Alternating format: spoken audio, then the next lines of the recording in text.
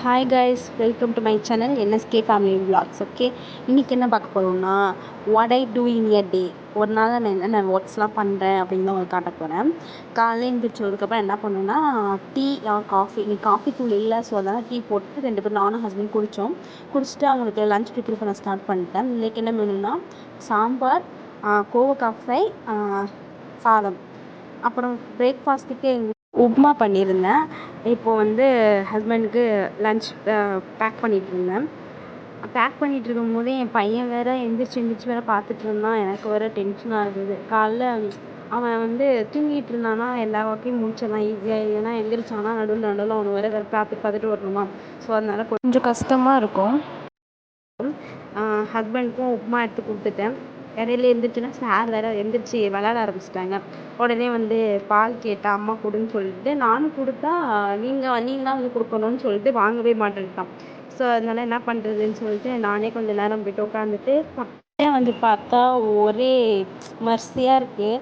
அதை பார்த்து டென்ஷன் ஆகி போயிட்டு சரி ஃபஸ்ட்டு பெட்லாம் எடுத்து வச்சுட்டு அதுக்கப்புறம் போகலாம் உள்ளே இருக்கேன்னு சொல்லிட்டு நான் பெட் எடுத்து வைக்க ஸ்டார்ட் பண்ணிட்டேன். இடையில என் பையன் வேறு என்ன அம்மா பண்ணுறாங்க ஏதோ பண்ணிகிட்ருக்காங்களே அப்படின்னு சொல்லிட்டு விட்டு வேற பார்த்துட்டு இருந்தான். ஒரு வழியாக எல்லாத்தையும் முடிச்சுட்டு பெட்ஷீட்லாம் எடுத்து மடிச்சு விண்டோலாம் ஓப்பன் பண்ணி விட்டுட்டு வீடெல்லாம் சோஃபாலாம் தள்ளிட்டு கூட்ட ஸ்டார்ட் பண்ணிட்டேன். எத்தனை வாட்டி கூட்டினாலும் கூட்டிகிட்டே இருக்க மாதிரியே எனக்கு ஃபீல் ஆகும். நெக்ஸ்ட்டு கெவினுக்கு சாப்பாடு கொடுத்துட்டு நானும் சாப்பிட்டேன். கெவின் சாப்பிட மாட்டான்னு நினச்சேன், பட்டு உப்பு நல்லா இருந்துச்சுன்னு நினைக்கிட்டு சாப்பிட்டான். சாப்பாடு கொடுத்துட்டு அவனுக்கு எப்படி கொடுக்குற அயன் ட்ராப்ஸ் கொடுத்துட்டு சரி பாட்டு கேட்டுகிட்டே வேலை பார்க்கலான்ட்டுனா அது என் பிள்ளைக்கு பொறுக்காமல் கொக்கோமில் போட சொல்லி அழுதான். சரி அவனுக்காக கொக்கோமில் போட்டுட்டு நான் என் வேலையை ஸ்டார்ட் பண்ண ஆரம்பிச்சிட்டேன். பாத்திரம் கழுவிக்கிட்டே இருக்கேன். அது சிங்கா இல்லை பாத்திரம் வைக்கிற கொடோனான்னு தெரில. கழுவு அது பாட்டில் வந்துகிட்டே இருந்தது. சரி ஓகே அப்படின்னு சொல்லிட்டு எல்லாத்தையும் கழுவி வச்சுட்டு கவுண்டர் டாப்பு ஸ்டவ்வையும் பார்த்தா ரொம்ப மெஸ்ஸியாக இருந்துச்சு. ஸோ அதையும் க்ளீன் பண்ணலான்னு சொல்லிட்டு கொல்லினை எடுத்து ஸ்ப்ரே பண்ணி விட்டுட்டு பர்னர் எல்லாத்தையும் க்ளீன் பண்ணிவிட்டு கவுண்டர் டாப்பையும் க்ளீன் பண்ணிகிட்டு இருந்தேன்.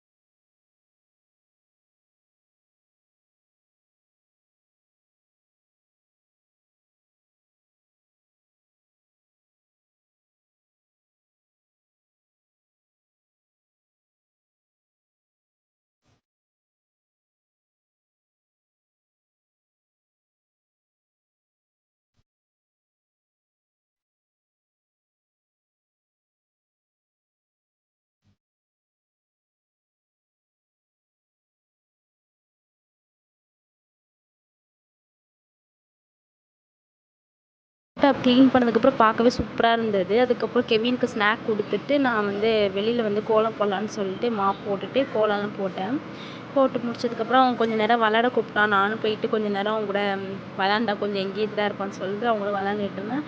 அவன் என்னடானே என்னை விட்டுட்டு அவன் பாட்டு என் ஸ்லிப்பர் போட்டு விளாண்டுட்டு இருந்தான்.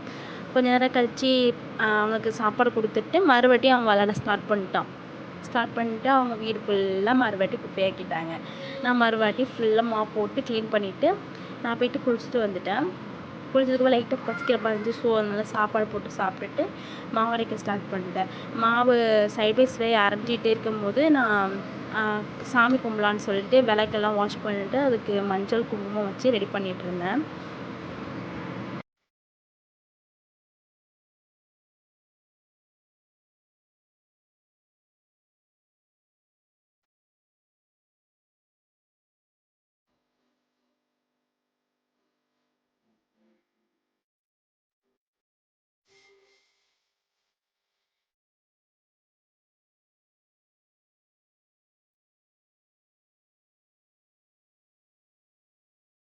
அது என்னமோ தெரில, நான் கல்யாணத்துக்கு முன்னாடிலாம் அது மாதிரி சாமி கும்பிட்றது அப்படிலாம் பண்ணதே கிடையாது. எங்கள் அப்பா தான் திட்டிகிட்டே இருப்பாங்க.